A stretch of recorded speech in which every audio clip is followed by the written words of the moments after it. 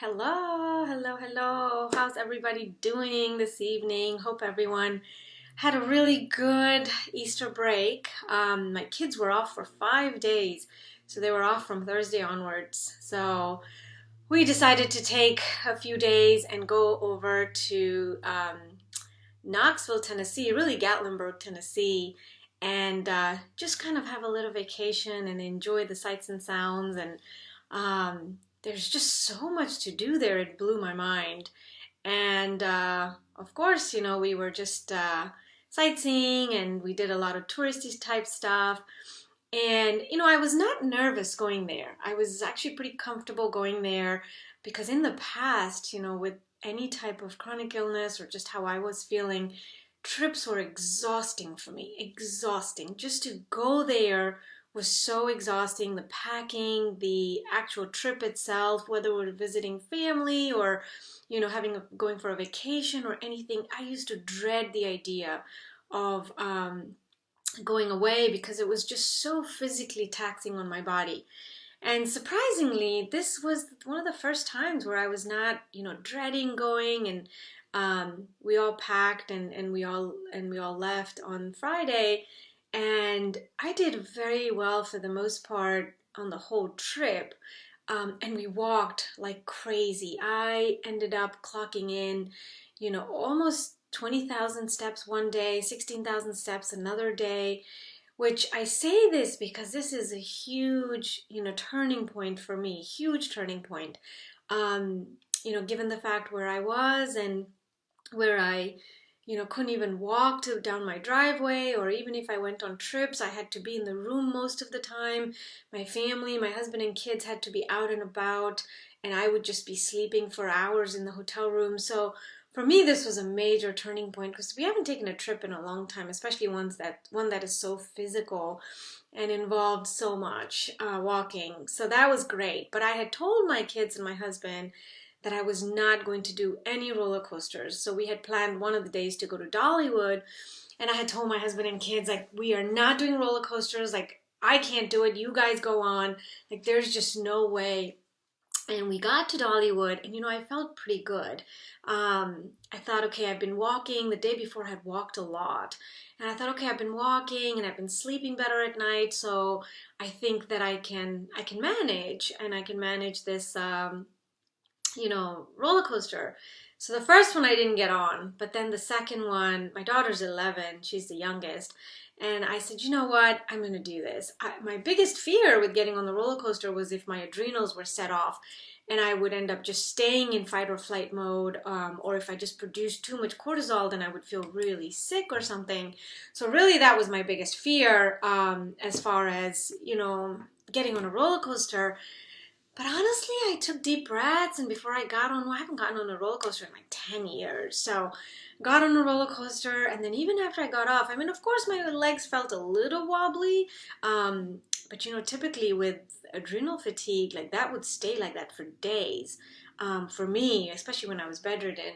But no, my legs felt a little wobbly, and I just continued breathing through it, and I kind of just tapped, my vagus nerve a little bit, but I was fine. I really didn't need anything else. I just stayed very hydrated throughout the day.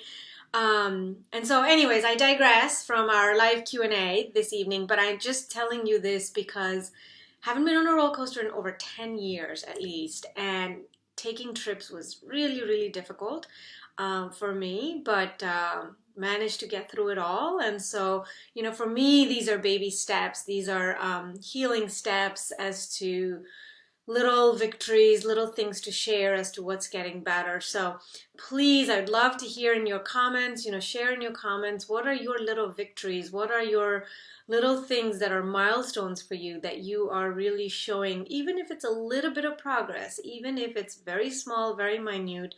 I would love to hear some of your little victories and little progress that you are experiencing. So we didn't have a lot of questions this time. I got very few questions. So, I'm here at your disposal. Happy to provide, as much information as I can on an educational purposes basis. So please, guys, ask more questions. We only have, I think, like about 6 questions this time. So I'll try to get to all of them but maybe next week start asking more questions. So let's see, Claudia, I am so sorry. I have no idea how I missed this question. I believe the first time, but then you commented on the live last week, and I'm really sorry we missed this question. But I wanted to just address it the first thing today. So you said, my body smells really toxic, almost like cat urine. Could this be a sign of detox? I am doing infrared sauna at the moment since I can't tolerate supplements. So Claudia, again, for you and for anyone watching this live, as I have mentioned before, this is really not medical advice. This is only for educational purposes. A lot of it is based on my journey and my experiences and my healing and my victories that came out of it. But also, as you all know, I am a little more than halfway through the functional medicine practitioner program, but I've been practicing the principles of functional medicine for over 15 years as a physical therapist. So take this all advice with a grain of salt. This is not medical advice, but this is just for educational purposes. So having said that, Claudia, I will say yes, this can be an FMO3 gene variant. Trimethylniluria, gosh, that's a difficult word. Trimethylniluria is, I think is kind of how you say it. It might be a gene variant. So you really need to explore your diet for that gene variant. I'm not sure if you're working with a functional medicine doctor or not, but look up FMO3 gene variant. If you don't have that, then focus on your liver and kidney health and detox. I've mentioned in the past, I did 7 liver cleanses. The company that I use and I'm now affiliated with, but I've used them for years. I've put the links in a couple of my posts and things like that, but they do a wonderful liver detox program, kidney detox program. In fact, just this morning I was reading up some stuff on their website for a colon cleanse program for people with candida and things like that. So they provide live support. They will walk you through the programs. I've done 7 liver cleanses. I've had many of my family and patients and people that I've put on these liver cleanses, and they've loved it. And they also have a kidney one. I haven't done it, but they have a kidney one. The other thing is, try to increase cucumbers in your diet. Cilantro, I do a lot of cilantro just to help with detox. Chlorophyll supplements, I do a lot of that. It can do wonders for your odor, body odor temporarily, but it doesn't address the root cause of the issue. So, look to diet, look to medications, and any nitrogen or sulfur excess. If you are not breaking down nitrogen or sulfur excess in your meds, then maybe that could be a cause. So you really need to get to the root cause. You can address some of the nuances, by kind of finding temporary solutions, but I really recommend that you work with a functional medicine doctor and see if they can get to the root cause of this. So I hope that helps. I put a post earlier today on the group about detoxing. When I, especially like 4 days, we were gone for 4 days, and, we were in Gatlinburg or Pigeon Forge, Tennessee. Already, food is hard enough when you are traveling. Now, myself, I am gluten-free and I'm vegetarian. So for me, it's even harder to find food, especially if you're just gluten-free, you can eat meat and fish and things like that. But if you're vegetarian and gluten-free like I am, it is so hard to find food out there. And so, of course we had to eat what we could, and I, got salads and things like that, some veggie burgers and stuff without the buns and the bread and stuff. So it was really tough to just find food to eat that is clean and organic and that is, healthy. And so for me, as soon as I got back yesterday, one of the first things that I did was to make myself kind of like a protein / detox smoothie. And I posted on the group earlier on today, kind of the ingredients of that. But, I used a mycobind powder, which has okra and beet powder in it. Both of those things, which I really love. Especially when I was on the Shoemaker protocol and I did 6 months of binders, I just, cholecystostimine, I just didn't like that stuff too well. My body doesn't do too well with pharmaceuticals. So I really like the mycobiome powder for that reason. It's detoxifying, and the beet powder I really like to just help with vascular health. And so I did that, and then I put some chlorophyll in there, and then I also put chlorella, and then I put some green powder that has moringa and spirulina, and then I took a super carbon 60. And that's the first thing I did when I got home yesterday, because I just really needed to start detoxifying that stuff out of my body. And so that's, one suggestion too, as far as from a diet and supplement perspective. And then, of course, I did mention this on the post this earlier today about Super Carbon 60. It's something I really love. I love it a lot more than activated charcoal, just because it's more potent and it works a lot better, and it's got less side effects. So that I posted that link as well earlier on today. And then, of course, like you mentioned, Claudia, infrared saunas are excellent and you really sweat it out. I don't know if you're doing detox baths, Claudia, because detox baths are another really life-saving treatment or modality for me that I used in the beginning when I was very, very sick and we weren't sure where it was coming from. And so the detox bath is really made of Epsom salt and then baking soda and then hydrogen peroxide. And the way my formula, there's different formulas out there, but my formula was oh, I got some hair here. My formula was 2 cups of Epsom salt. I use very clean organic brand Epsom salt, and then 1 cup of baking soda, and I used to put in about 1/3 of cup of hydrogen peroxide. And make the water as warm as you can handle and mix everything up, and I would stay in that for 15 minutes. And not only does it promote sweating, but it really detoxifies you. That was my lifesaver when I was really sick and we didn't know where things were coming from and what was going on with me. It was just something that I used to really help with not only all the aches and pains, but also to detoxify. So, these are some of the basic things that not just Claudia, but anyone can use for detoxification on a day-to-day basis. Thankfully, I haven't needed to do a detox bath in a very long time. That makes me very happy because my memories with the detox bath are just of being very, very sick. And so I haven't needed to do that in a while. I do use infrared red light therapy quite a bit still. Those are more of my go-to, but the SC60, which is the Super Carbon 60, is really a good one to use for detox as well. So hopefully that answers your question. My apologies again. Not sure how that was missed, but we got it this time. Amy says, any thoughts on CBD for inflammation and pain? Again, not a doctor. I'm not a physician. I cannot advise on, taking certain supplements and medications and things. I will give you my personal opinion on CBD. I know people have had a lot of success with CBD for inflammation, for pain.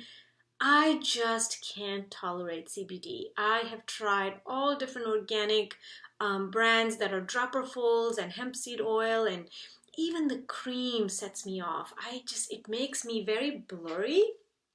My brain feels very inflamed, and initially I would just get headaches right off the bat. I am not a big fan of them, but I know CBD is very helpful for inflammation and pain. So if it works for you, great. It really is something that needs to be monitored by a practitioner, I think, because first of all, the efficacy, and then the cleanness of the product, and if it's got certain very strict guidelines, you really need to know. It's a whole different conversation and a whole different field on that.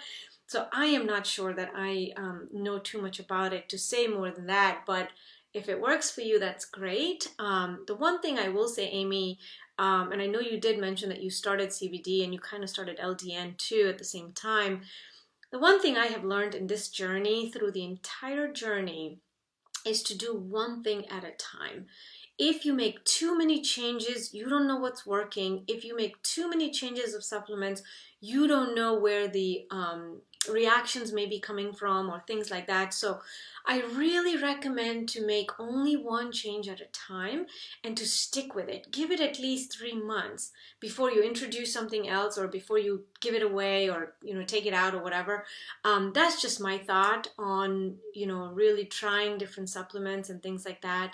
And especially for me, I had so much reactions. I reacted to everything out there and I could not tolerate any supplements. And so, when it was so much thrown at me at one time, it was just something that we had no idea what was going on wrong. And when things were working, we had no idea what was helping. So, based on that, I just think that really try out, one thing at a time and give it enough time to really see if it's making a difference. Sandra says, how do I exercise? Well, she's asking me, how do you exercise and how did you build it up? Oh my goodness, Sandra, that's the $1 million question. I hope at some point to really just come up with a good program, because for me as a physical therapist, this was pretty much like I knew exercising and being active like the back of my hand. And all of a sudden, here I was, could not exercise at all.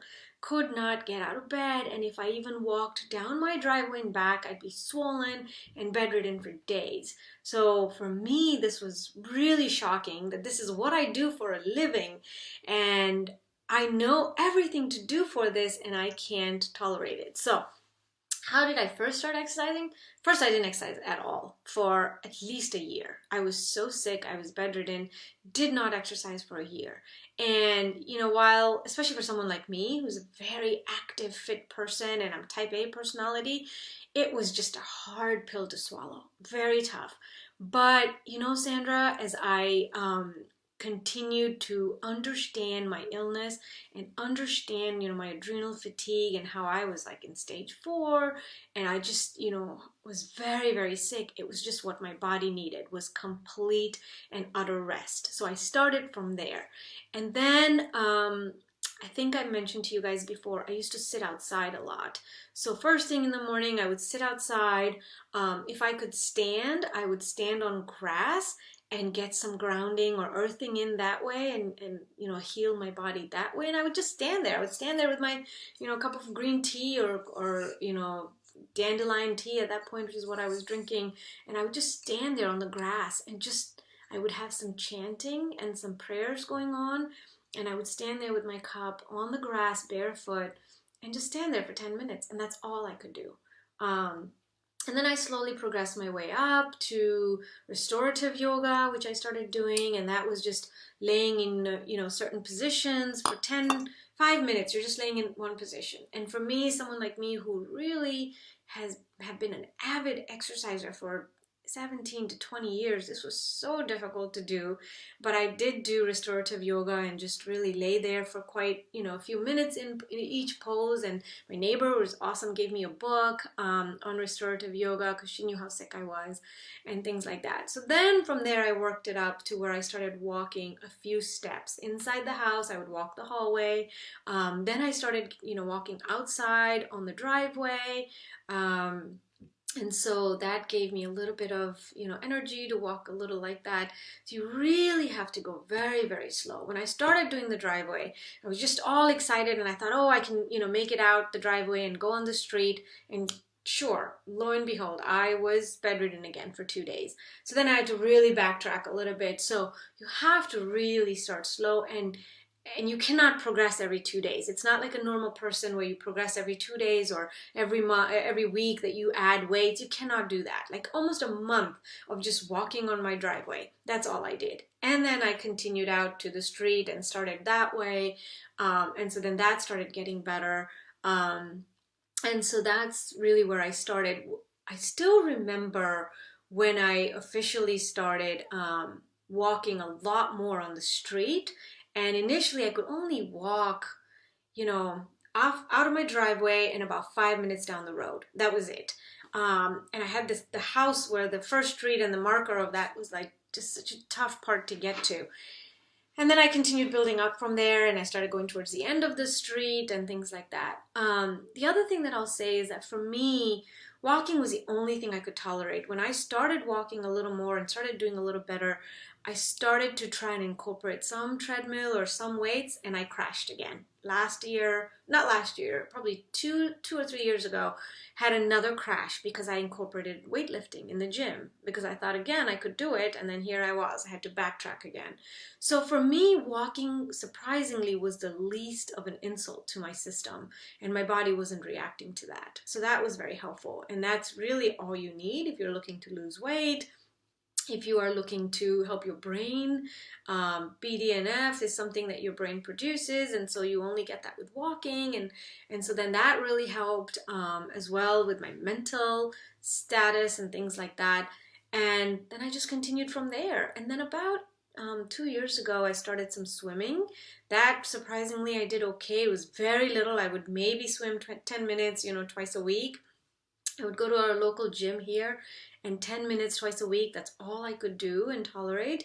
And for me, that was taxing. I would crash in the afternoon because that was exhausting, but at least I wasn't, crashing for days. So slowly building that up, and then beyond that point, last year, I started Pilates. And that has actually done really well for me. I'm up to doing Pilates, at least 3 times a week. I walk 3 times a week now. Sometimes I'll run on the treadmill. And so it's just really been a gradual building up of exercises. And all this took me years. It's not something that happens in a matter of weeks or months. It took years to build that back up.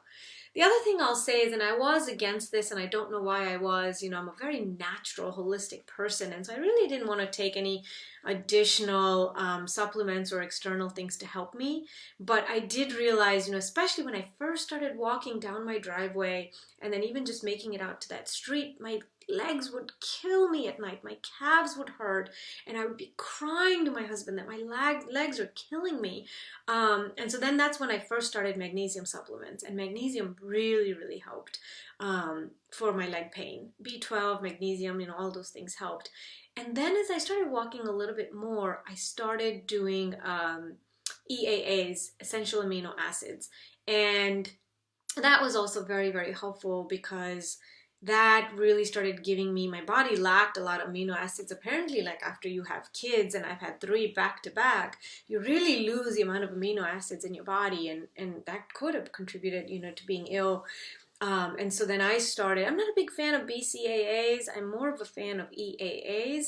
And the ones I use are Kion, Kion. That's a company I really like. It's all clean amino acids, and he has an excellent brand that I use very frequently.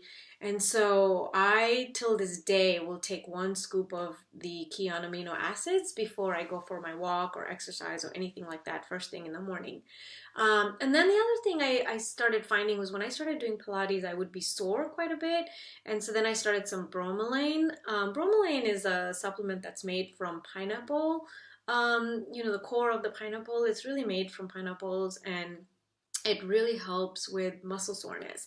And so then I started some bromelain. I think I used Thorne, which is a pretty common brand. I used Thorne's bromelain, and that really helped a lot with muscle soreness. But the one thing that I had to do all along, whether I was walking in my driveway or walking even on the street very early on, I had to get in a sauna blanket right away. So the one I have that I've had for years now is, I think it's called Higher Dose, Higher Dose, DOSE. And I have used their blanket for years now. And that was the only thing that helped me. I'm not sure why. Well, I do know why. As a physical therapist, I knew that after I exercised, in my case, my muscles were not getting enough blood circulation. And so I started thinking to myself, like, what is the best way to get blood circulation to my legs and my quads, and especially if I've exercised. And so I would do the sauna blanket immediately afterwards for 30 minutes, and that would really heat me up and, really help bring blood supply to my legs and my arms. And then I would take a cold shower or do a cold plunge right after. And that would help really calm the inflammation down, because as you know, when you exercise, you're causing some tear in the muscles. And so then that cold shower or cold plunge would really help calm that inflammation down. So the only way that I could exercise and walk and do all those things is to do the sauna blanket immediately afterwards. Again, now thankfully don't have to do any of that. I'm back to, regular exercise, and quite a few times a week. I stay active at least 6 days a week. And on the seventh day, I try to do yoga. But I now use just the Joovv, Joovv, the red light therapy. I just use that a couple of times a week, and it just seems to help with any kind of muscle soreness and things like that. And I really do like that.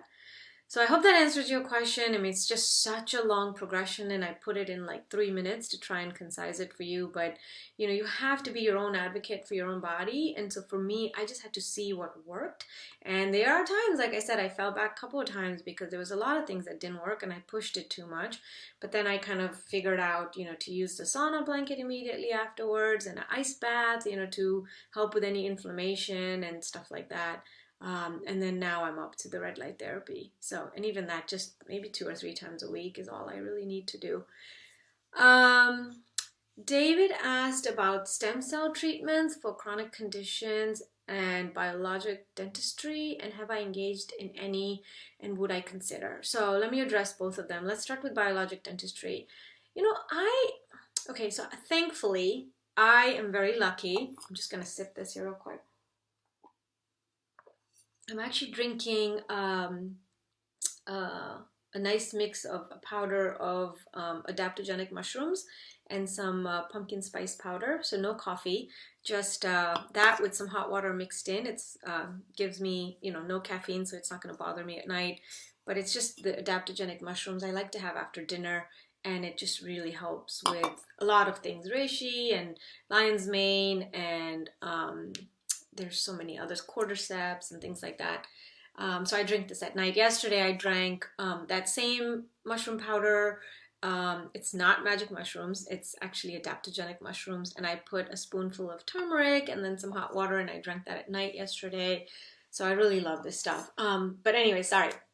David asked about the biologic dentistry. So I am really lucky in the sense that I've never had a cavity. I am 44 years old and thankfully have never had a cavity. And so for me, I've never really had to engage in any kind of like fillings and mercury fillings and things like that for my teeth. So, but I do know, and I can tell you from a functional medicine perspective as well, if you have mercury fillings, that is just a whole another can of worms. And it is recommended that you should get your mercury fillings out. And there's a very specific way to do it, and you've got to go to a dentist who practices holistic or biologic dentistry and get all those fillings taken out and things like that. Unfortunately, my first few years I worked mainly with regular dentists, because I was not in the field of functional medicine. Now, the last 15 years, I have really focused on that, and I really try to be as holistic and natural as possible. I really tend to shy away from x-rays every year and things like that. I just tell them they don't need to do x-rays on me every year, especially since I don't have any cavities or things like that. But I do make ozone water sometimes, ozonated water, and I do use that to gargle a lot, or just gargle and flush my teeth and keep my teeth clean and stuff like that. So I can't speak to it too much just because I haven't had too much personal experience, but I do know that from a functional medicine perspective, it is highly, highly recommended to take your mercury fillings out. Try not to be on all the antibiotics that they'll put you on, but maybe go more towards a holistic dentistry approach. And then as far as stem cells treatments for chronic conditions, I will tell you, David, there was a point that I was so sick that I had really contemplated it. And that was right before my water only fast. At that point, I had been working on treating myself for over 5 years, and I just wasn't getting better. And I had tried everything in the books. I've mentioned this in my previous lives. If you haven't watched them, please go out and watch them. I mentioned this in my previous lives about how, I had tried every treatment option in the book. I had access in my functional medicine field. I had access to some of the most world-renowned functional medicine doctors and naturopathic doctors and I just was having a hard time getting better.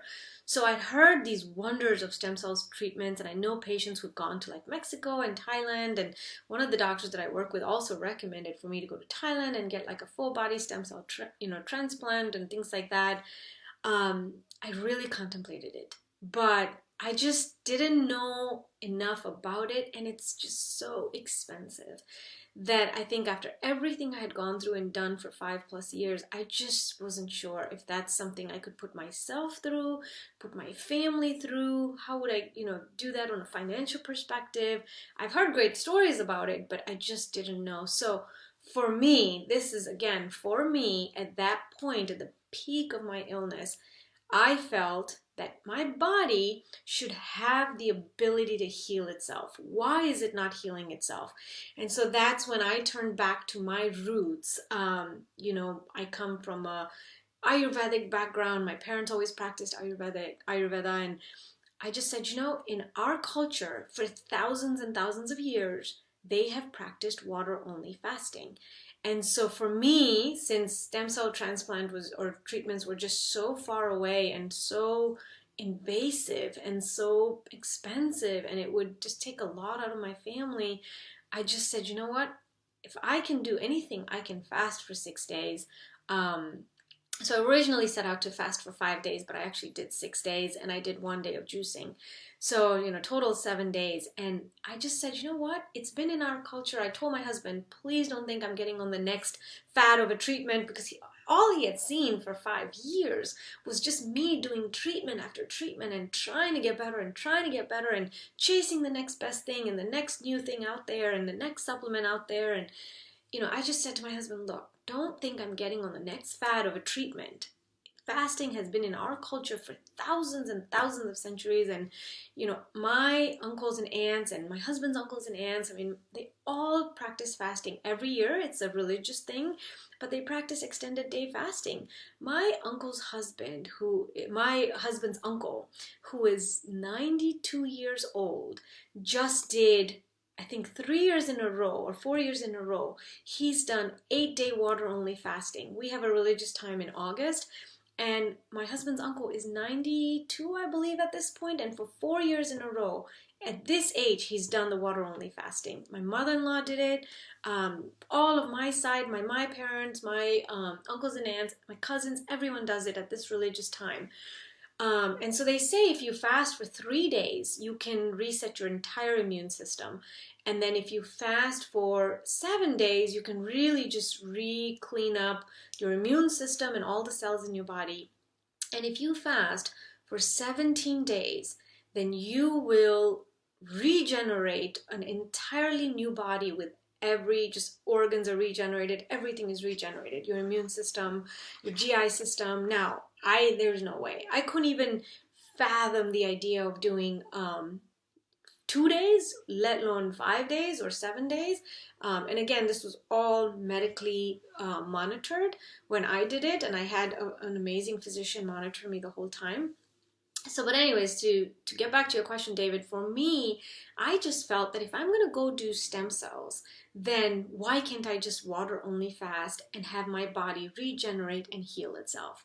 And so that's what I did, and it was a game changer for me. It healed me about 40 to 50% right off the bat after those. Of course, I was very weak after those 7 days, and then, it took me another 2 weeks to kind of gain my energy back and things like that. But it was what started my trajectory of my healing.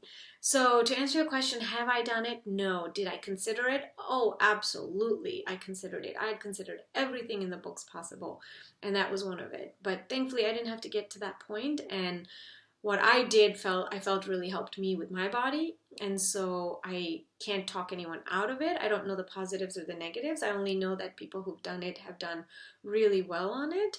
I couldn't leave my family for a month. My kids were young and at the time, and my daughter's still pretty young, and it was just something that would just not have worked for me. So that's my spiel on stem cell treatments. And then Jennifer asked about estrogen dominance, and she actually asked about this last time, and then I kind of missed it, but she asked it on the day of the live Q&A, and I couldn't get to it, but estrogen dominance, I'm not sure in what context, Jennifer, but I will talk about estrogen dominance. Estrogen dominance can be in men and women. It's not just women because it's estrogen. Even men have estrogen dominance. But basically what the name suggests, which is estrogen dominance, is where you have high levels of estrogen compared to the other hormones in your body. So in men, if you have high levels of estrogen compared to testosterone, then it's considered estrogen dominance. In women, you have high levels of estrogen in reference to progesterone, then that's what's estrogen dominant. So especially in women, you can have it in two different ways. If you have a lot of fat cells, or if you have, some kind of ovarian tumor or cyst or whatever, and it's producing a lot of estrogen, then your estrogen levels are very high, and that's when you have estrogen dominance.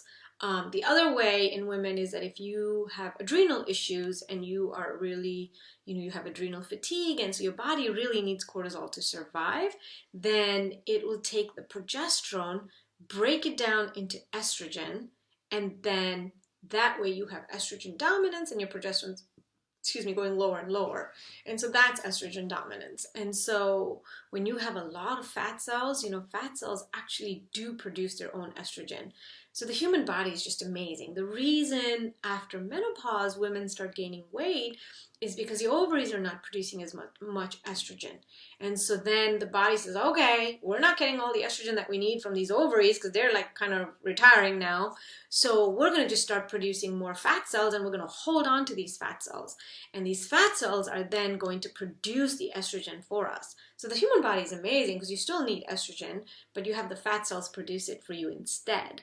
And so then that's when you get into estrogen dominance. Now there's a lot of issues that can come about with estrogen dominance, especially, types of cancers. It causes a lot of inflammation, and hence it causes a lot of diseases and things, the inability to lose weight and things like that. So not 100% sure in what context you're asking, but what is estrogen dominance? And those are the, basic definitions. And then in men is the same thing. If your testosterone is being broken down into estrogen, or if you have too much fat cells and then you're producing estrogen, the fat cells are producing estrogen, then you're going to have estrogen dominance. And you kind of really want your hormones balanced so you're not having this estrogen dominance situation. So yeah, but that's pretty much all the questions we got this week. I did want to end with something. I did notice a lot of comments where, not only on my page, but a lot of the other pages I'm on, I've noticed a lot of comments where people are very disheartened. People are very they're shocked with my journey of how I've gotten better, and they really wish they can get there.